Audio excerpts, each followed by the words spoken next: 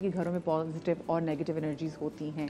मेरा ख्याल है कोई बेवकूफ़ी होगा जो ये इस बात पे यकीन नहीं रखता होगा, क्योंकि अगर हम थोड़ा सा अपने दीन पर ही नज़रसानी करें और थोड़ा सा यकीन को अपने मुस्तहकम करें तो हमारा दीन हमें बताता है कि आप अपने घर के अंदर किस तरह अपनी पॉजिटिविटी, आप उन्हें बचपन से सुनती आ रही होंगी ना, मगरिब का वक्त हो रहा है, 2 वक्त मिल रहे हैं तो आपने लाइटें जला देनी है, घर को रोशन रखना है, उस वक्त अंधेरा ना करिए। हम अपने बचपन से सुना है मगरिब के वक्त घर से बाहर ना निकलो, ये हमने बचपन से सुना है।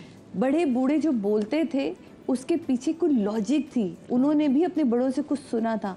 अब आज हम हर चीज़ की लॉजिक ढूंढ रहे होते, अब तो आपके हाथ में सोशल मीडिया है, ढूंढें सोशल मीडिया को ठक ठक करके लगाएं और आपके पास इतने इमामों के कॉल, इतनी चीज़ें आ जाएंगी कि आप खुद परेशान हो जाएंगे। जैसे मौलाए कायनात का मुझे बहुत ही पसंद है कि जो शख्स अपने बिस्तर पे बैठ के खाना खाता है, समझो वो अपने रिस्क को अपने से दूर कर रहा है। और ये हमारे अब आम रिवाज है, मेरा खाना कमरे में ले आओ। हाँ, बेड टी, हाँ प्लीज़ बेड टी, मतलब शुरू में नाश्ते ही हम ऐसे कहते जी प्लीज़ मुझे बेड टी सर्व कर दें, तो वो हमें पता ही नहीं कि वो बेड टी जो है जो सुबह सुबह हम सर्व हो रही है, वो अपने साथ क्या कुछ एनर्जी जो वो लेकर आ रही है। उसके अलावा जैसे बच्चों में भी कहते थे जी इस टाइम पे के बाद झाड़ू नहीं देना, कुछ चीज़ें तो मैं डिसिप्लिन करने के लिए भी कहते थे ना, नाखून नहीं काटना, झाड़ू नहीं देना। और यही वो तरबियत है जो हमने अपने माँ बाप से ली और अब हमने अपने बच्चों को देनी है। जी हाँ, कि जुम्मे को अगर आप नाखून काट रहे हैं तो उसकी फजीलत भी और है, उसकी चीज़ें भी और हैं, और वो यकीनन दिखाई देती हैं। बिल्कुल, देखिए क्योंकि जो आइमा कराम के जो कॉल हैं वो ऐसे तो नहीं है ना कि बिला वजह है, सबके पीछे पर्सपेक्टिव है कि अगर आपको मंडे और ट्यूसडे को स्पेसिफिकली मना किया गया आपने नहीं काटना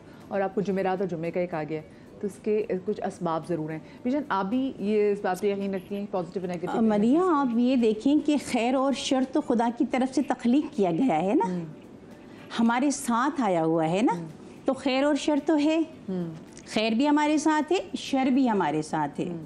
हम अपनी तरबियत किस सिमत कर रहे हैं? हमारे सामने तो दोनों रास्ते हैं। अल्लाह रब्बुल इज़्ज़त ने कहा है कि मैंने तुम्हारे सामने अपने दिए हुए रास्ते वसी कर दिए, तमाम इल्म दे दिया ना, तुम्हारे पीछे मैंने पैगम्बरानों को भेजा, ठीक है, ताकि वे तुम लोगों को गाइड करें।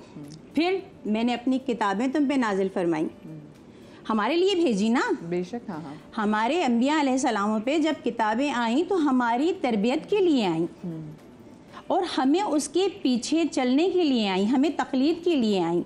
अभी जैसे सादिया ने बताया कि हमारे बड़े बूढ़े हमें किस तरह से समझाते थे ना, वो यही कहते थे कि अब उन्होंने अपने बड़ों से सुना, उन्होंने अपने छोटों को मुंतकिल किया, फिर उनसे हमारी तक आया, फिर वहाँ से हमें पता चलता है कि हमने अपनी ज़िंदगी में कौन कौन सी चीज़ों को शामिल करना है और कौन कौन सी चीज़ों को डिस्कार्ड करना है।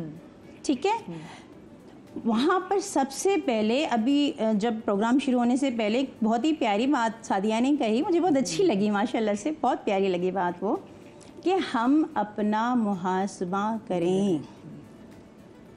जब हम अपना मुहासबा करेंगे तो हमें पता चलेगा कि हमारी तरबियत किस लेवल पे हुई है, हम कहाँ स्टैंड कर रहे हैं, हम किन बातों को अपनी ज़िंदगी में शामिल कर रहे हैं और किन बातों को इग्नोर कर अपनी ज़िंदगी को ख़राब कर रहे हैं। ये बहुत बड़ा इंपॉर्टेंट है। अल्लाह ने कहा, मतलब मैं आपको बता दूं, बहुत से लोगों ने भी देखिए अपना सेल्फ एनालिसिस आप ज़रूर करें। बेसिकली आपको वो कहते हैं अपने गिरबान में, सब सीधी कि अपने गिरबान में झांक के देख लें, ये वो वर्ड है। अक्सर लोगों लगता है मैंने मुहासबा करे, पता नहीं क्या वो बचपन से हमारे साथ होता था। हमारे पापा कहते थे रात को लेटते, हाँ भाई अब सब अब तो अपना मुहासबा करेंगे, आज पूरा दिन आपने क्या किया, और हम सब सर पकड़ के बैठ जाते थे और ऊंची आवाज़ में करना होता था, वो हमें बताना होता था कि आज हमने क्या गलत कर दिया।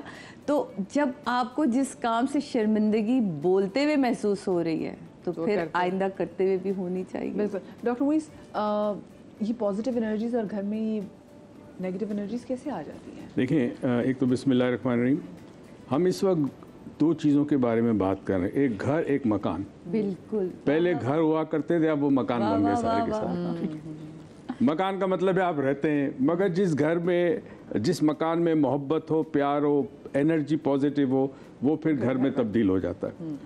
दूसरी चीज़ जो समझने की, मैं थोड़ी सी आप लोगों से एक बात पे इख्तलाफ करूँगा। कई घर ऐसे हैं जो मुसलमान नहीं हैं मगर घर में एनर्जी है, है ना? बिल्कुल सही। मुसलमान नहीं, घर में एनर्जी है, बड़ी पॉजिटिव एनर्जी है, लोग बहुत अच्छी तरह रहते हैं। तो दीन जो है वो बेसिकली मुल्कों में भी तो ऐसा है ना, मुसलमान ममालिक में आप बर्बाद है और जो गैर मुस्लिम है। सबसे बड़ी चीज़ है कि हमें जो प्रॉब्लम आ रही है हमारी ये आ रही है कि दो चीज़ें होती है, एक होता अकीदा, एक होता ईमान। अकीदा होता है ब्लाइंड फॉलोइंग, बिल्कुल, और ईमान होता है जब सोच समझ कर गौर और फिक्र करके किसी नतीजे पे पहुंचे और कहा हाँ ये हक है, ये सच है, तो फिर वो ईमान होता में आ है। जाती है। पूरी की पूरी कौम जो हमारे घरों में जो प्रॉब्लम है, सबसे बड़ा प्रॉब्लम है, उसके पीछे ब्लाइंड फॉलोइंग है, अंधी तलकीन है। इस हद तक है कि हमने शर और खैर के दरमियान जो फ़र्क था वो मिटा दिया। अब घरों के अंदर मनुसियत इस वजह से आती है कि आपके कौल व फ़ेल में तज़ाद है। आप घरों के अंदर जिस तरह रवैया अपने बड़ों के साथ, छोटों के साथ रखते हैं, उससे बड़ा फ़र्क पड़ता है।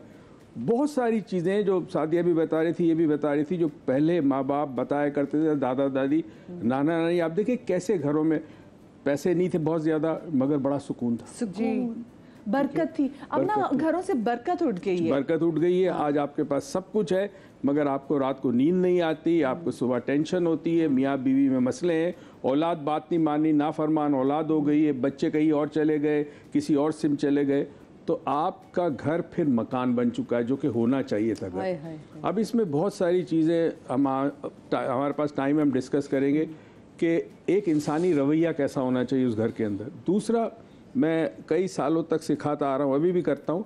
पहले नीपा होता था, अब निम है।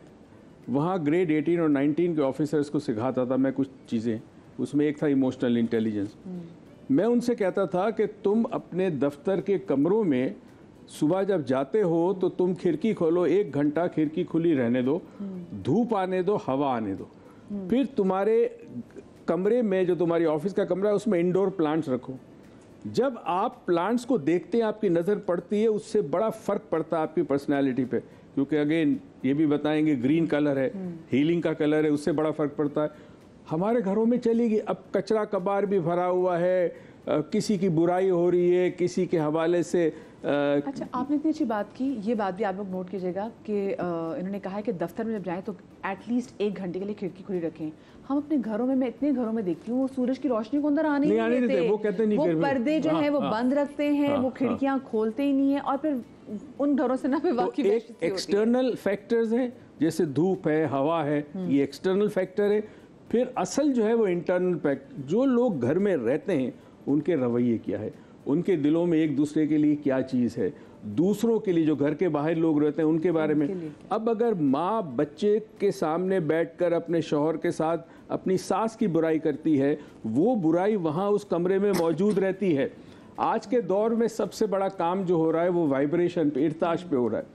जब आपको अल्फाज बोलते हैं, वो अल्फाज आपके मुंह से अदा हुए और वो स्पेस में मौजूद रहेंगे।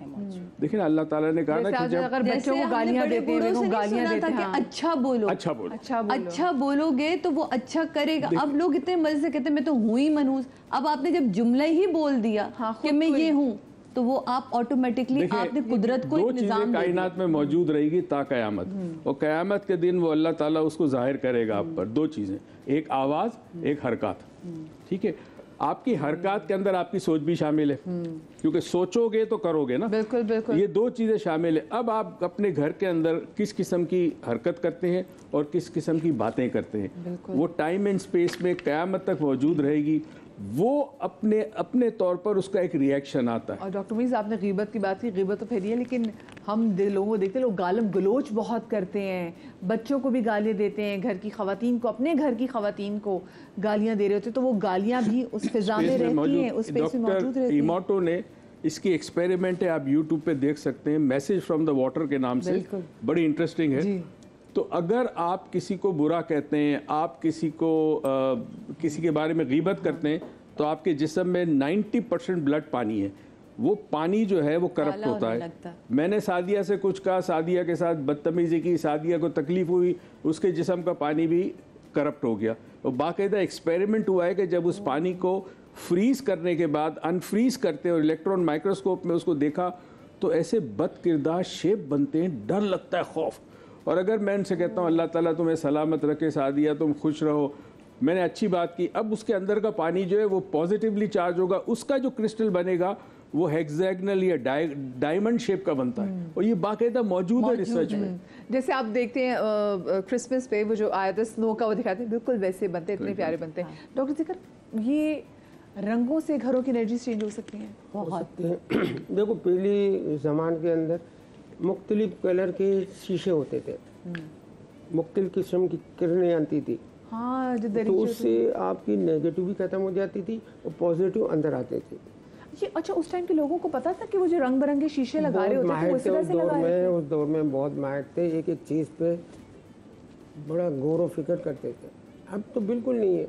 अब तो रोशनी के घर में जगह भी कम है। पहले रोशनदान होते थे, ये होते थे, तो अंदर रोशनी आती थी। और उसका भी एक सिमत होती थी कि रोशनी किस सिम से आनी है, हवा किस सिम से आनी अभी है। सबसे बड़ी बात है कि पहले तो घर में चेक किया जाए कि नेगेटिव है या नहीं है। सिंपल सा तरीका है, 7 लौंग ले ले, हाथ पे रखे, आपके जितने भी कमरे हैं सब में घूमे, लौंग, हाँ 7 ऐसे लौंग। ओपन रखना है, ऐसे घूमे, और एक बर्तन हो या प्याली हो या गिलास हो उसमें डाल के रात को रख दे। सुबह उसको देखिए आप, अगर सीधे पड़े हुए हैं तो नेगेटिव कम है, अगर खड़े हुए हैं ओपनली खड़े हो जाएंगे तो बहुत ज़्यादा नेगेटिविटी है। ये कितनी सिंपल सी बात है, हर शख्स कर सकता है अपने अभी घर में ये। तो लोग सॉल्यूशन देते हैं, बताते हैं, सॉल्यूशन कोई भी नहीं देता, इसका सॉल्यूशन भी है। किसी खास कोने में रखना, मुझे बताएं। जैसे नहीं, हम ऐसे openly। 7 लौंग ली और हम अपने घर के सारे कमरों में गए, और उसके बाद रात में हमने इसको एक कौली में रखा, हाँ। छोटी सी, अब चाहे वो स्टील की हो चाहे चीनी की हो, ठीक है, आपको उसमें नजर रखा। आनी चाहिए ना। ठीक है, आपको नजर अपने कमरे में रखने चाहे आप, हाँ, ठीक है। तो सुबह देखेंगे अगर बिल्कुल सीधी पड़ी हुई है तो कम है, होती तो सब में आती है, लेकिन जब ये खड़ी हो जाए तो समय बहुत ज़्यादा है। अभी इसको डिसॉल्व भी तो करना है ना, कैसे जी करना है? जी जी। वाइट सिरका है ना, इसके पोंछे लगाओ 7 डे, वाह। फिर वापस चेक करो, सारी सीधी होंगी। और हर घर में, अच्छा मैं आपको ये बताऊं कि और एक हमारे बात, घर में जो मेरी पोछा लगता है completely उसमें हुई सिरका बात। जरूर डलता है। जी जी जी। ये तो हो गया, मियाँ बीवी में बहुत झगड़े हो रहे हैं, हाँ, तो यही अपना वाइट गुलाब सिरके ना? ना, गुलाब का गुलाब का अर्क। अर्क होता है, तो उसको घर में छिड़क दे, झगड़े खत्म हो जाएंगे।